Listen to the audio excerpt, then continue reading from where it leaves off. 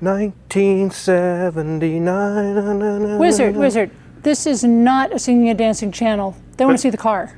But this is a 1979. Yeah, it's as old as you are, and I'm not sure who's doing and looking better. Well, let's take a look at this thing. Let's get started.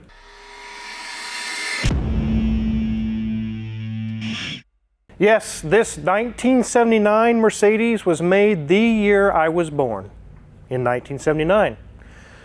That's a long time ago, Mrs. Wizard. Yeah, it really is. That's a long, long time ago. Anyways, this is Tyler Hoover's from Hoovie's Garage. This is his Mercedes 6.9. Yes, the famous 6.9. It's basically a 450 SEL, but it's taken not just a notch up, like 5 notches up. In fact, this car was so expensive when it was brand new. The only people that were buying this car when it was new are people that were Jeff Bezos rich back in 1979. I mean, really rich people. I believe this car cost more than a 1979 Rolls Royce when it was new. About 10 to 15,000 more when it was new. When this car was new, back in 79, it was $100,000. I went to Google, did the math, looked it up, and in today's dollars, that's $450,000 for this car. It was top of the top of the top that you could buy in the Mercedes-Benz realm. It's got a few issues. It's got some leaks. It had some vibrations. Tyler's had it for just a short amount of time, and he wants those issues solved so you can really enjoy this car. It's beautiful. In fact, he got this from Cameron from DC Motor Works in Alpharetta, Georgia, who is Ed Bolian's mechanic from VinWiki. It's in very good shape. It has a few issues here. There's some leaks or things like I mentioned that Tyler wants solved. But if you have one of these old Mercedes, they are the people to go to, DC Motor Works in Alpharetta, Georgia. They are expert top level on these cars. Let's take a look around this thing and bask in its beauty. Then we're going to talk about what's wrong with it. This does have the Euro headlamps and Euro bumper. Thank God it doesn't have the US spec bumper where it's basically a park bench. It looks very, very classy with its current setup. So these are the 14-inch bunt wheels. They look like a bunt cake pan. That's what they called them in those years. The paint on this car is pretty much immaculate. It shines, there's no scratches, there's no dents. Very, very good condition. And here we are, our designation 6.9, the top big daddy of all Mercedes in those years. Very, very nice condition. In fact, the tires, we'll show you here in a minute, they're brand new, but they even have the old world tread pattern on them. Let's go under the hood. Are you guys ready to see the big engine? The big M100. It's huge. It sits up high, takes up most of the engine bay and the area where an engine sits. It is massive. This is the M100 from the 600 series, put into a 450 series S-Class. This is a huge, huge engine. 250 horsepower and 360 pound-feet of torque on the American market. In Europe, it would have been like 286 horsepower and over 400 pound-feet of torque. Very, very powerful. This is, especially during this era, was the biggest V8 Mercedes ever made, ever. This is the Big Daddy engine, and it has cast aluminum valve covers, no plastic here. They weren't using plastic that much back then anyways. It's so big, in fact, that the oil pan wouldn't fit. When they designed this, so they went to a dry sump oil pan system, just like a Ferrari or a Lamborghini. Here's our reservoir. There's the dipstick.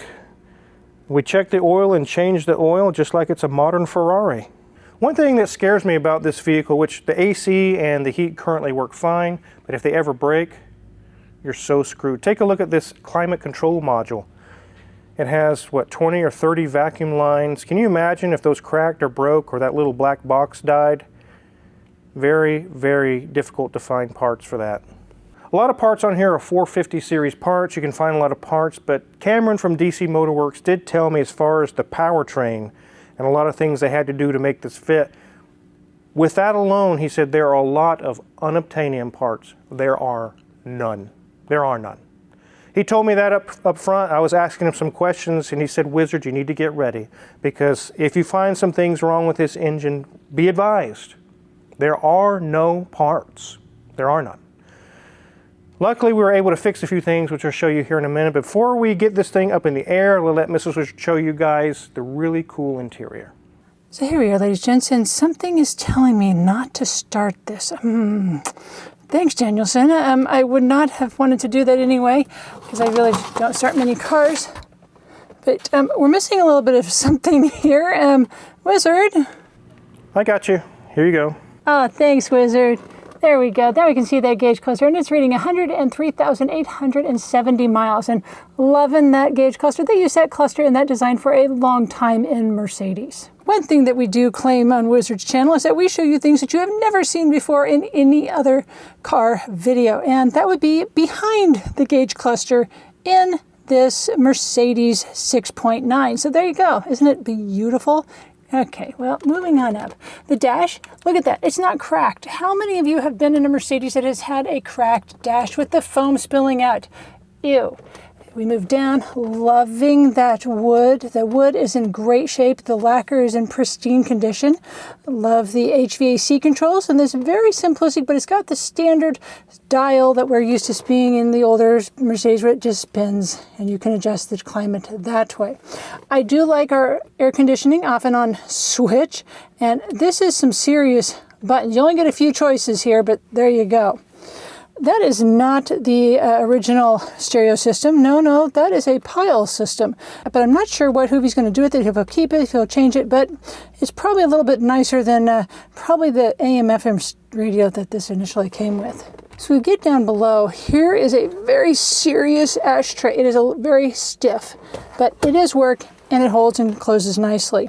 So we move back, you'll see that we've got our standard gear selector. They've been using this design forever. But we've got our hazard button, we've got our window controls, we've got our armrest. There is no hiding spot in here. It is just all cushion. And notice there's no spot there for where elbows have leaned in 10,000 times and broken it. Doing in great condition. Got a remote for that stereo system, got an aux cable, and we've got a little micro SD card adapter. So, Hoovie was filming in here recently. As we get to the seats, they are in really good condition. No rips, no tears. The solid parts on the side are doing great, and the perforated in the center is looking ever so nice. I love the cocoa mats down there, and oh, looks like one of Hoovie's kiddos went to Jumpy Jump Land. Love taking my kids there when they were little. Wore the mountain. They slept for hours.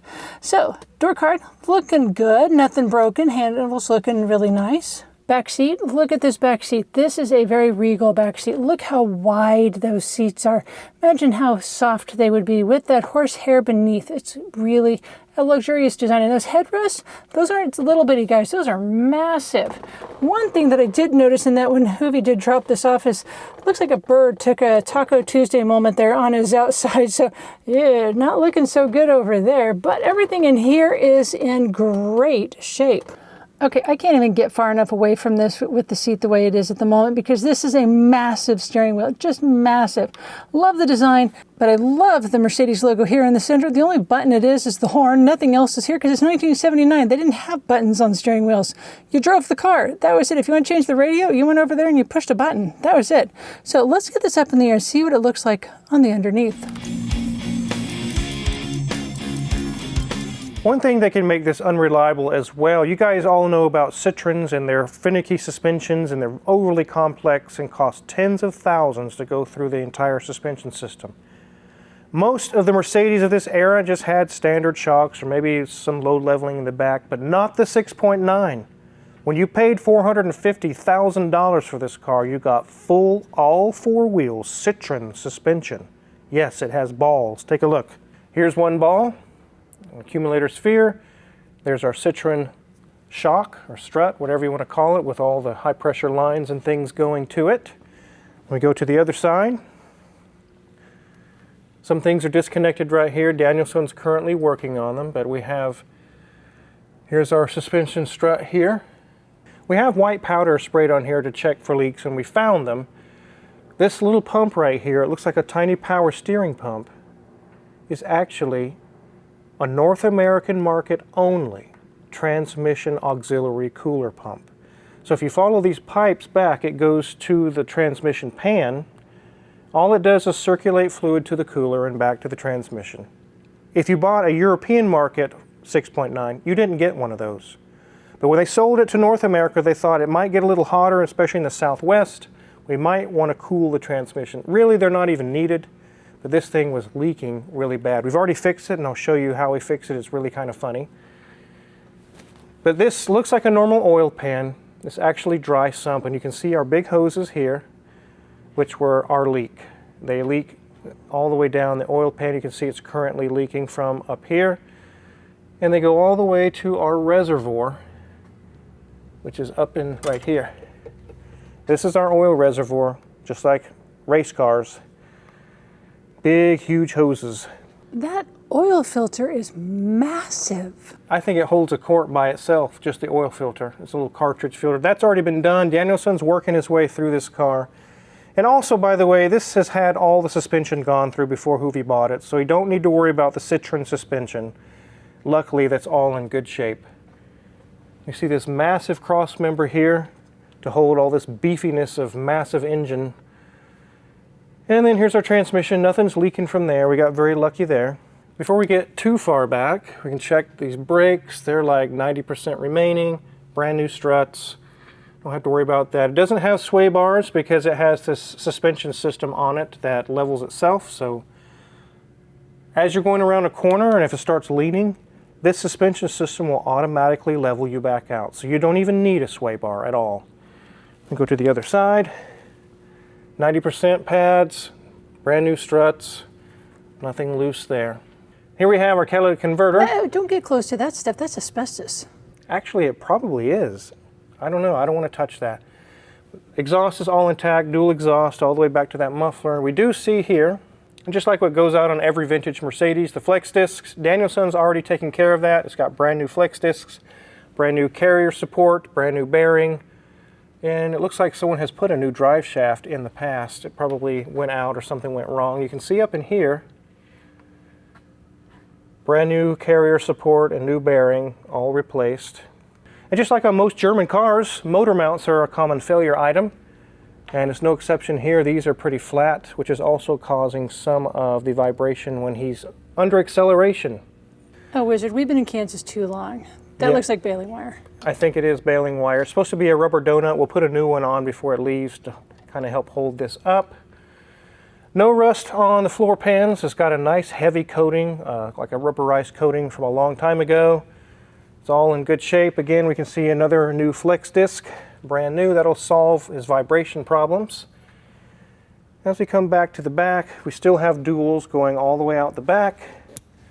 Our differential has a tiny bit of seepage here, but it's so small it's probably taking it 10 years just to do that. So we're not going to mess with any of that. CV boots are good. Over here we see a new Citroen shock. Nothing leaking there. New hoses, new e-brake cable. There's the second ball, Mrs. Wizard. It has 2 balls so far. Over on this side, another new Citroen shock, new third ball. I'm sure it has 4, but I've only seen 3 so far. CV boots are good. Our accumulator, fuel pump, and fuel filter look to be in good condition, and they're working fine. I don't see anything else going on. Here's our ride height. Kind of a sensor. It's really a valve. It has lots of lines and things running to it, so that's how it adjusts your ride height. So a lot of cars that have dual exhaust or true duals, from here they'll try to run it over to the passenger side, so you have 2 true duals. It still has dual exhaust, but they just run them both to one side. Let's check out those tires. This is one thing, if you're just doing a quick scan looking at an old Mercedes, you would see this tread pattern and go, oh my God, it's got the 1980s tires on it. That's dangerous. But they're not. Let's take a look at the date code. These are the Michelin XWX 205/70 R14s with a date code of 36 week of 2024. These are about a year old. They still have the nipples on them, so no, those are not dangerous. They're basically new. Let's get this thing on the ground. So here's some of these parts where you got the cluster out. It had some noise going on through the speedometer, and we were worried the speedometer is making the noise. It's actually the cable. We're going to lube the cable, and that should take care of it. But the speedometer and everything else is doing just fine. Here's some hoses here that I think Cameron went through Mercedes Heritage Program or whatever it's called. These were $600 for 3 little hoses. They don't make them anymore, but you can have them special make parts for you, and Those are really hard to come by. So you guys remember the little transmission pump up front. It's kind of a tongue twister there. On the North American market only they had those, and this one was leaking. You could just park it and it would just sit there and drip. We found out it was just the input shaft seal, or the pump shaft seal. Here's the old one. You can see it's just dried. It's turned into basically plastic. It's not even pliable anymore. We were able to find a new one with the exact dimensions. It's brown and it fits perfectly. We actually already fixed it. This is a spare one we got. And the thing that's funny about it is I ordered that from Amazon, and it says for a certain year range, Chinese dirt bikes. I don't care what it goes to. It's a good national oil seal. It's a good brand, and it's identical dimensions to the old seal on that pump. I don't care what it went to, and it works. We've already hooked it up and put fluid through it, and not a drop comes out. So we solved it with a Chinese dirt bike seal. I sent that actually to Cameron, and he laughed. He thought that was funny. But those are some of the parts. I'll get this out of the way. So I showed you guys the suspension on this and mentioned it was a Citroen style suspension. It's not just like a Citroen. It is 100% Citroen. In fact, they went through Citroen to have them design that system just for this car. It is 100% Citroen. So imagine the reliability of that. It's had to be replaced already once. Who knows how many more times before that. I've got some more facts and things to go over with you. For several years, the 79 range, plus or minus a few years there, it was the fastest sedan on earth. There was no four-door car, stock from the factory as a production car, that was faster than this car. But even at that, it was pretty slow. 0 to 60 in 7.4 with a top speed of 140 miles an hour. I don't know what the quarter mile is. I didn't get that information, but all over the world, from 75 to 80, they made around 7,300 of these. 7,380 to be exact. That's for the whole world. Only 1,816 went to USA and Canada. And of those, how many are left today? Half or less. And here's one sitting here. It's pretty cool. And like I mentioned, this was so expensive when it first came out. If you watch Hoovie's video on Hoovie's Garage, when he revealed this car to you guys, he mentioned as well that it was a multi-millionaire even back in 1979 that probably bought this new. Very, very expensive car. It doesn't need a whole bunch of reconditioning and tons of work. It just needs a few leaks solved, some driveline vibrations, a few other small little things, and then it'll be leaving. But before it left, I definitely wanted to get a video to you guys to share with you this really sweet old 6.9. So Wizard, it's leaking, it could be sagging in a few spots, it's got some weird vibrations in the rear end. That kind of sounds like you. It does kind of sound like me. I'm starting to get old. Age is catching up to me. I'm getting close to 50, guys. It's starting to show in my beard. I got a skunk stripe even. That's what we call it, at least. Skunk stripe. Starting to match my cat at home with the same color hair. She has white hair. What is this car worth today? Anywhere from 20 to 50,000, depending on the condition. This one had a few things that need to be repaired. I don't know what Tyler paid for it, 25, 30, somewhere around in there. It's no longer a millionaire's car. It was at one time. Only the elite had one of these 6.9s, the top of the top. And that's what's so cool about the car. Here it is, almost 50 years later, in Omega, getting some basic services done to it. Still running, still going. It runs very, very well. It just had some leaks. If you're curious what kind of tools we're going to use to finish up this 6.9 or work on that Continental or the Lotus Esprit V8 or any other of the cool cars in the shop, check our Amazon affiliates link in the description below. A lot of the tools we use every day, tried and true, are for sale there. And if you purchase any of them, we get a small cut and really appreciate it. Make sure to hit the subscribe button because there's so many more cool videos to come. We have a full schedule, guys. Hit the notification bell as well. Thanks for watching.